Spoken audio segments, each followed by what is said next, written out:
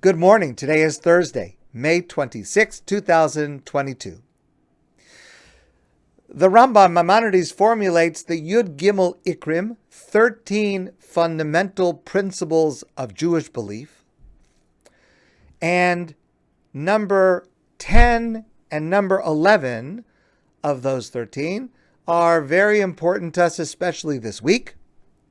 Number 10 is that God knows the actions and words and thoughts of every human being and does not ignore them. And number 11, God holds us accountable. God rewards us for fulfilling commandments, and God holds us accountable for transgressing his commandments.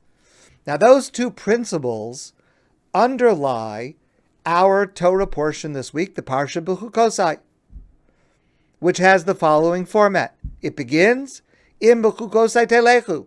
God says, if you walk in the path of my commandments and you observe my mitzvos, then achaltem lachem l'sova, you'll have plenty to eat. Vishavtem levetach ba'artzachem, you'll be secure and safe in your home. V'nasati shalom ba'aretz, there will be peace.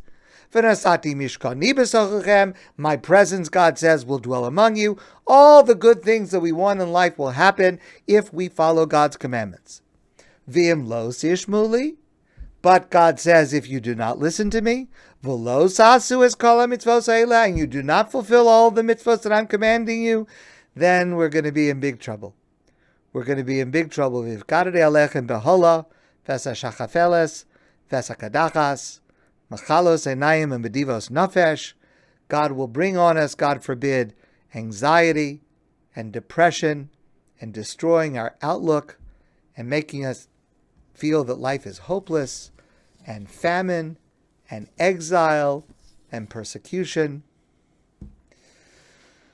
Now, often we do not see how this works, the connection between our actions and what happens to us.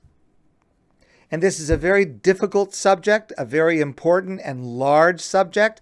We usually refer to this by the title Tzaddik V'Ralo, a righteous person who nevertheless is suffering in this world. And it is a subject that we discuss. We have various approaches to understanding it, but we will never fully understand this. God does not grant that we will fully understand this.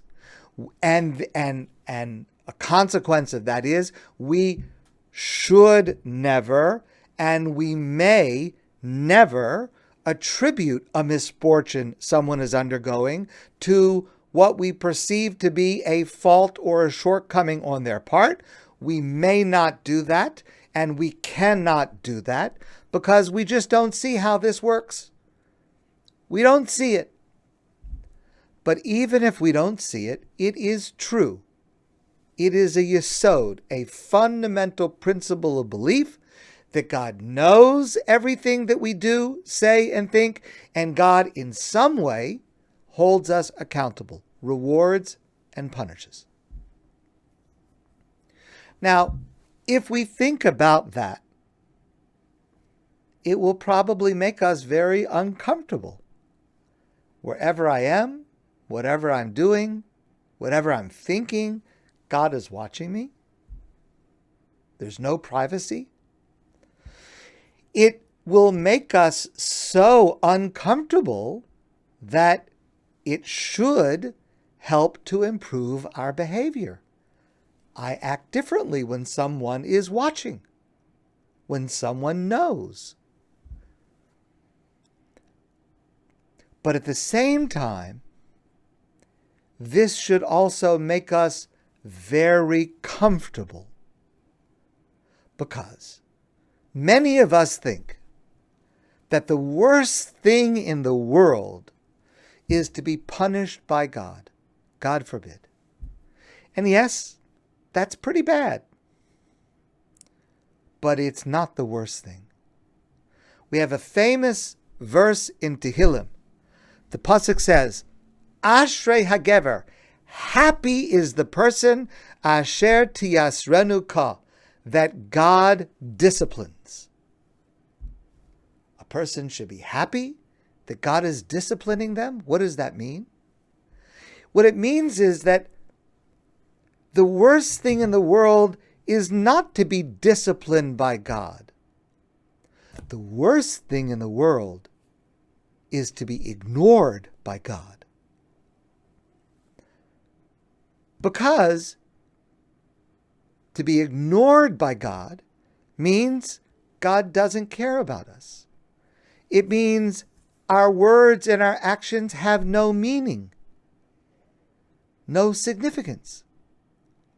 So God doesn't trouble himself to hold us accountable because it doesn't matter.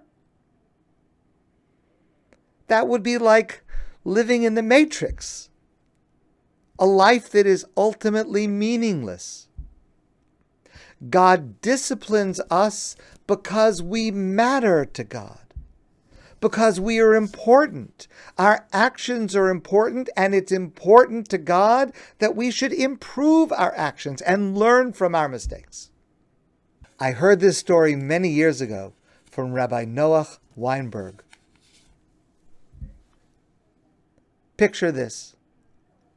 There's a little boy playing in a park, and all of a sudden his ball goes into the street, and all of a sudden the little boy runs into the street. A car is coming and stops very suddenly, just avoiding hitting this child. So there are there's a number of adults standing around. They see what happened, and they realize this child, Nebuch, thank God he was not hurt, but he could have been, we don't even want to think of what could have happened to that child. And that child has to learn you can't run into the street like that. So the adults start to walk over to this child to express to this child that he's got to be more careful. The child sees all these adults starting to walk towards him, and he walks the other direction. The adults start to run after him. The boy sees these adults running after him, and now he really wants to get away, and the boy's running away. So you have the boy running away, and all these adults are following. Okay, after a little while, the boy's young, he's strong. The boy keeps going, he's running fast. The adults, they're huffing and puffing. One by one, they stop, they can't run so fast. But there's one adult that keeps running. There's one adult that doesn't stop. There's one adult that keeps up no matter how fast the boy is running, no matter how far the boy goes. There's one adult that does not give up. Who is that adult? That adult is the parent. Because the parent can't allow their child to have done something dangerous and not have input to correcting it. The parent cannot give up. Yes, we all care about that. We all try, but the parent is the one who will not stop until a child learns its lesson not to do that. We are beloved by God.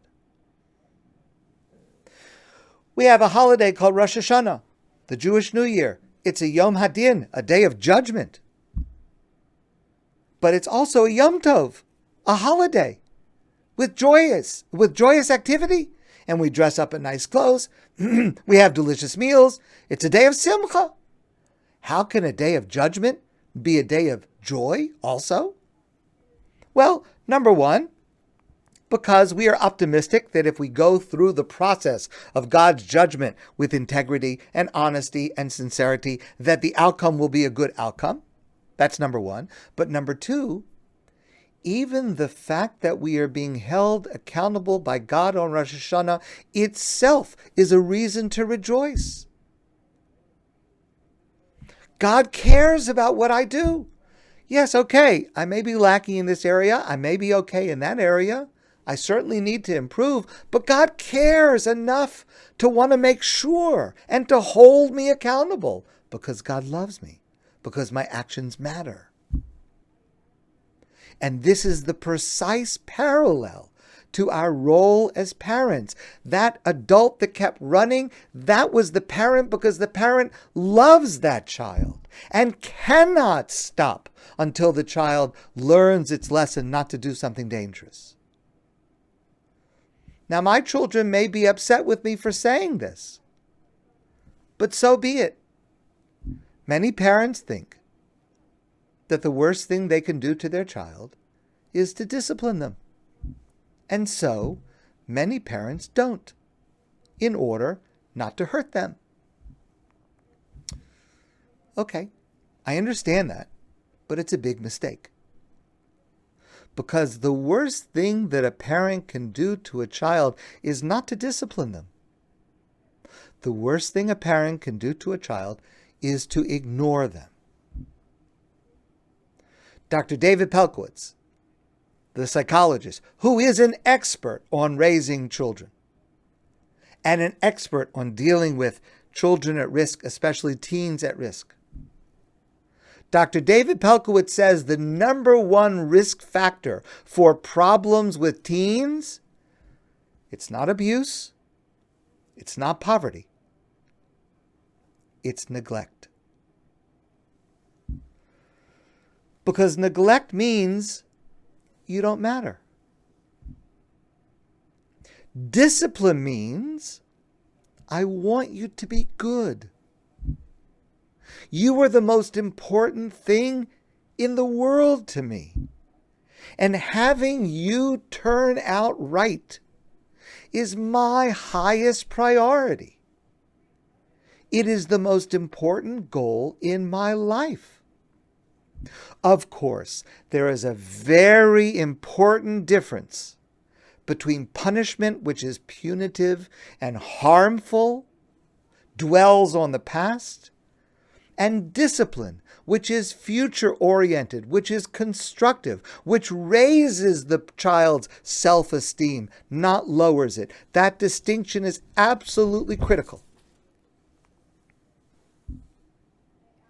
But the corollary to what Dr. David Pelkowitz is saying is that the most common complaint of teens in trouble may be surprising to you. They don't feel they have the undivided attention of their parents. And this is so especially true today as the boundary between work and family time has become so porous, as we spend so much time on our phones and devices. The most common complaint of teens who are going through difficulty is that they don't feel they have undivided attention of their parents. Parents, in dealing with their children, need to parallel what God says to us in this parsha, our parsha this week, Bechukosai. That what you do is so important. How you will turn out. I care so much about you that I must intervene to help you improve. Jaqueline Kennedy once said, "Nothing you do in life is as important as how you raise your children." It's true for us, and it's true for God as well. My friends, I want to wish you a great day, and I look forward to seeing all of you soon in person.